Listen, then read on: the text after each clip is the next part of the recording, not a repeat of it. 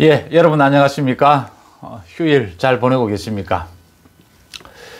이 권력층 주변에서 일어나는 일들, 겉으로 잘 드러나지 않는 권력층의 뒷얘기, 또 권력자와의 친소관계, 또 이 권력의 암투, 권력 투쟁에 관한 얘기들, 이런 게 언제나 사실은 재미있는 얘기거리이기도 하고, 또 전국을 전망하는데 굉장히 유용한 자료, 분석 자료가 되기도 하죠.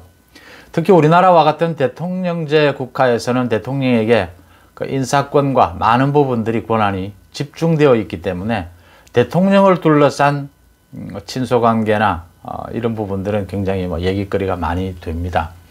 그게 사실은 이렇게 겉으로 드러난 사실도 있고 또 짐작이나 추측도 있고 이렇게 막 섞여 있어서 어디까지가 믿어야 되는 건지 좀 복잡한 경우가 많은데, 최근 들어서 그 청와대 인사, 장관에 대한 인사가 있고 난 뒤에 이제 양정철이가 그동안 문재인 대통령의 복심으로 불렸던 양정철이가 미국으로 가기로 했다라는 결정이 알려지면서 또 많은 얘기를 나왔습니다. 양정철이가 겉으로는 문재인 대통령에게 부담을 주지 않기 위해서 미국 연구기관에 가서 연구를 하기로 했다 이렇게 했지만, 지금 이제 정권 말이니까 정권 초에 양정철이가 또 한 2년 외국에 나가 있었죠. 그때는 문재인 대통령에게 부담 부분이 있을 수 있다. 양정철이가 대통령 선거, 총선거, 선거 전략 기획을 했지 않습니까? 또 총선에서도 이 민주연구원에 와서 민주연구원장으로서 총선 기획을 했으니까 그럴 수도 있다 하지만, 지금 정권 말기에 대통령에게 부담이 될 것이 뭐가 있는가 하는 이런 얘기로 다른 뜻이 있을 것이다. 이번에 유영민 비서실장 체제가 들어서면서 양정철이가 좀 뭐라고 해야 되나요? 권력 투쟁에서 좀 밀려났지 않나. 그런 데 대한 불만으로 겸사겸사 미국으로 떠난다. 최근 사석에서는 그 전두환 대통령 시절에 장세동 안기부장을 얘기를 했다고 합니다.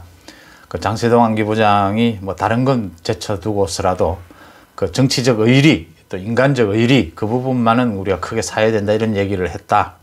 그런 의미에서 문재인 대통령 정권 말기 또 퇴임 뒤에 양정철이가 자신이 그 의리로서 문재인 대통령을 지키겠다 이런 뜻 아니겠느냐 이런 해석도 또 나왔고요. 이건 겉으로 좀 드러난 부분이죠. 양정철에 대해서는 그 문재인 대통령의 김정숙 여사와 양정철이 상당히 안 좋은 껄끄러운 관계다. 김정숙 여사의 그 고등학교 동창이죠. 손혜원 전 의원과의 그 양정철이가 관계가 별로 안 좋기 때문에 손혜원 전 의원이 그 당시에 그 목포 부동산에 이런 논란이 일 때 양정철로부터 사실 공격을 좀 당했다. 양정철에 의해서 좀 자기가 피해를 입었다. 이래서 손혜원이가 그 당시에 여러 가지 SNS나 여러 가지 얘기를 떠들었죠. 양정철이가 왜 문재인 대통령의 복심인가? 양정철이의 행보가 문재인 대통령에 무슨 도움이 되느냐?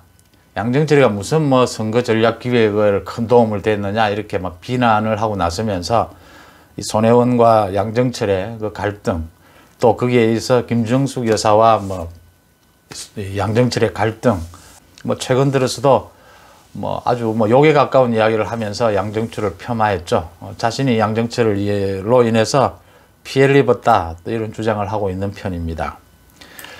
양정철이 왜 미국을 가느냐, 앞으로의 역할이 뭐냐에 대해서 여러 가지 얘기가 있지만, 양정철 문재인 대통령하고 문재인 대통령이 정치를 하겠다, 대선에 출마하겠다라고 결심을 하는데 양정철의 역할이 컸다고 하죠. 또 대선에서 또 지난 총선에서 일정 부분 선거 전략 기획 부분에서 역할을 한 건 맞고요. 또 그 부분에 상당한 어떤 자질을 보여왔죠. 양정철 비서실장 얘기가 나왔는데 저는 이렇게 봅니다. 비서실장으로서 임종석이가 아주 젊은 나이에 비서실장을 하기도 했는데, 이 문재인 정권 초반에 문재인 대통령도 여러 가지 판단을 했을 겁니다. 양정철이 그동안의 어떤 스펙, 경력으로 보건대 비서실장을 못할 이유는 없습니다. 그렇지만 정권 말기에 종합적인 국정관리 부분에 있어서 양정철이 비서실장으로 적합한가 하는 부분입니다. 양정철은 자신도 얘기하다시피 그 선거 전략 기획에 강점을 갖고 있죠. 거기에 이제 문재인 대통령의 뜻이 얹어지면서 힘이 얹어지면서 양정철이가 선거 전략 기획에서 어떤 상당한 역할을 할 수 있었죠. 양정철은 뭐 미국에 가서 연구기관에 가서 연구를 하다가 제가 보기에는 올 연말쯤 들어와서거나 좀 더 일찍 오거나 9월, 10월 되면 이제 본격적으로 대통령 선 후보 경선이 이루어지니까 여야 모두 그쯤에서 양정철이 들어와서 민주당의 차기 정권 연장을 하는 부분에 역할을 할 것이다. 그렇게 추측이 됩니다. 또 양정철이 그런 것을 좋아하고요. 문재인 대통령의 측근 그룹이 누구냐라고 보통 얘기할 때 맨 처음 꼽는 게 저는 이 첫손으로 문재인 대통령의 소위 보좌관 출신들을 꼽습니다. 그 보좌관 출신들이 소위 김경수와 윤건영 의원입니다. 문재인 대통령이 굉장히 보좌관들을 아끼는 편이죠. 문재인 대통령이 인재풀, 사람의 관계가 넓기보다는 좁게 오래 인연을 쌓아온 사람을 중히 여기는 이런 스타일이기 때문에 등등 해서 김경수와 윤건영의 역할이 가장 지근거리에 있다. 저는 그렇게 봅니다. 보시면 아시겠지만 김경수는 여전히 차기 대선 후보로 살아있는 카드입니다. 지금 대법원 선고를 앞두고 있지만 보궐선거 전에 대법원 선고가 이루어지기는 어려운 상황이고요. 김경수 여전히 살아있는 카드고, 윤건영은 지난 총선 이후에 국회의원이 되고 난 다음에 민주당에서 대통령의 복심으로서 전국의 전체 방향을 결정짓는 아주 지렛대가 되고 있습니다. 잘 보시면 총선 이후에 민주당이 국정 운영을 어떻게 해야 되느냐, 야당을 안고 대화와 타협으로 해야 된다라는 부분과 이제 180석을 준 의미를 살려서 입법 독재를 해야 된다, 강력하게 밀고 나가야 된다, 두 갈래로 나뉠 때 윤건영이가 그걸 정리를 하게 됩니다. 180석을 준 의미는 개혁을 강력히 추진하라는 의미다라고 입법 독재의 길로 가는 걸로 방향을 트는데 상당히 몫을 했죠. 그 다음에도 보시면 윤석열과의 검찰과의 갈등이 있을 경우에 그때 원전 수사가 일어났죠. 원전 수사에 대해서 윤건영이가 국회에서 보기 드물게 또 이런 말을 합니다. 검찰을 향해서 경고한다. 선을 넘지 마라. 그 말 이후에 본격적으로 윤석열 쳐내기 작업이 시작이 됩니다. 감찰과 징계가 이어지게 되죠. 그 다음 최근 들어서 또 전직 대통령 사면 얘기가 나왔을 때 윤건영 의원이 사면 얘기는 더 이상 하지 않는 게 좋겠다. 개인의 소신은 존중되어야 한다. 이렇게 또 가르마를 탑니다.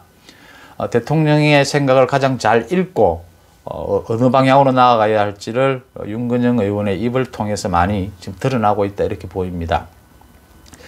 이렇게 보좌관 출신들이 있고요. 아주 가까운. 그 다음에 부산인맥이라고 하죠. 그 이호철을 중심으로 한 그 부산인맥과 같이 삼철을 같이 보면 될 것 같아요. 그러니까 양정철, 이호철, 전해철을 비롯해서 부산인맥, 요번에 유영민 비서실장들이 다 부산인맥으로 통하죠. 이런 인맥들이 있고, 그 다음에 이제 민주당의 공식적인 인맥이 있죠. 지금 이낙연을 비롯해서 그게 같이 정세균이나 이해찬 모두 다 포함을 시킬 수 있을 겁니다. 이렇게 세 갈래의 인맥 구조가 있다. 문재인 대통령에게는. 그 중에서 저는 가장 가까이는 그 보좌관 인맥들에 대해서 문재인 대통령이 가장 신뢰를 많이 하는 편으로 저는 판단을 합니다. 그 다음 또 더 신뢰를 하고 오래된 관계가 부산 인맥이죠. 그러니까 이호철을 중심으로 해서 삼철을 같이 넣어도 좋고요.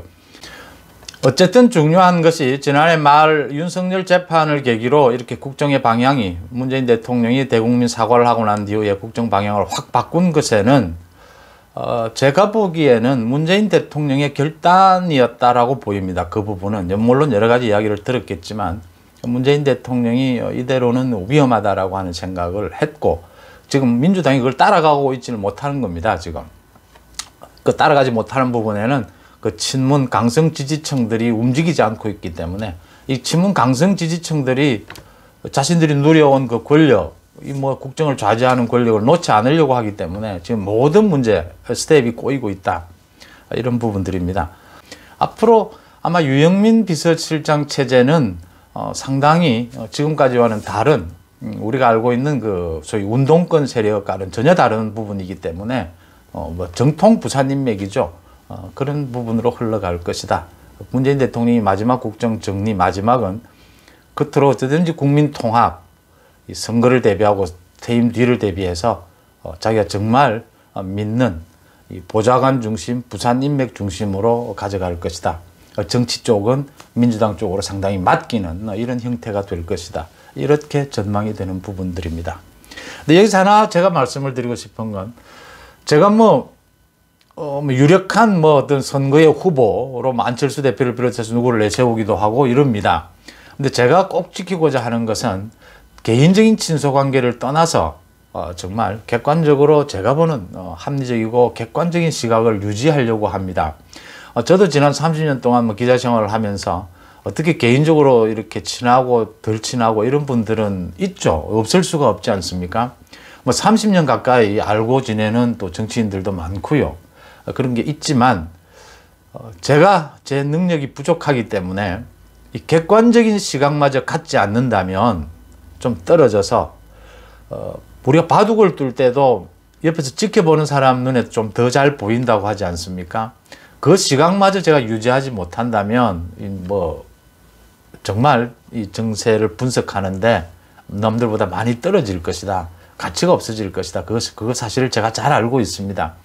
그래서 친소관계 이런 건 정말 그런 것보다는 객관적으로 정말 제가 개인적으로는 마음에 들지 않더라도 저 사람이 그래도 많은 다른 장점들을 가지고 있기 때문에 라고 할 때는 그 객관적인 분석을 유지하려고 굉장히 노력을 합니다. 그런 부분들을 좀 이해를 해주시면 고맙겠다 이런 말씀을 드립니다. 고맙습니다.